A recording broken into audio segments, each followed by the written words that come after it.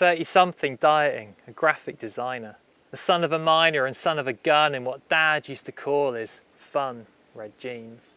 The ghost of that 20-a-day DHSS voice, devoid of any fight, deafening his ears with failed tales of poverty and mouldy crumbs of hope. An unwelcome tinnitus for every walk to Tesco and every couple of beers with his groundless, godless pals. That former hero with former heroes had shown him how to run away from the deprivation and being given the snub by miserable men on their miserable walk to what remained of the working man's club, where a flick of paint fell. For every mention of a poll tax protest he was too young to remember, or every mention of when Dad went scab and voted not to strike. Between Thatcher's thuggery and Scargill's scars, there was little aspiration without consequence left in that broken little town where, left or right, you got left behind in crumbling concrete and criminals who knew that saints become bandits in the land of the chosen few. So at 22 he packed a bag, turned his back on home. With a few £100, some dole money he nicked off Dad, he found his way from sofa to anything that paid its weight, in never going back.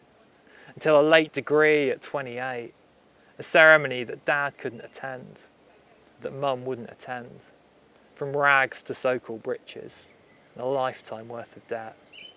Girlfriendless in red jeans in a pricey cafe in Camden with his below-inflation pay rise and more successful perfect friends. A few stops from a rented room and a few years late for the latest housing boom, he ordered another skinny latte. Too busy with parties, hangovers and Korean movies to protest against the rapidly diminishing welfare state that Mum relied on. Too busy to make the memories she needed to brighten up a squalid house in a squalid town he didn't want to visit anymore. And still unsure if he was a reaction to Thatcher, because of Thatcher, or just trying to shift the blame. Because between Mum and Dad and their worn-out blues and his Twitter feed to his Google News, he'd seen too much and punched himself bruised, drifting with every political persuasion, convinced he only had a job because of corporation tax evasion. As he sipped that skinny latte and moaned about the blues, yellows, reds and racists, who wanted to repeat mistakes all over again, a battle cry and a silent scream and a selfish being he was told to never be. Because Dad never knew he'd been seen, nicking spuds from QuickSave, in a desperate bid to feed a kid after telling that kid that stealing was wrong.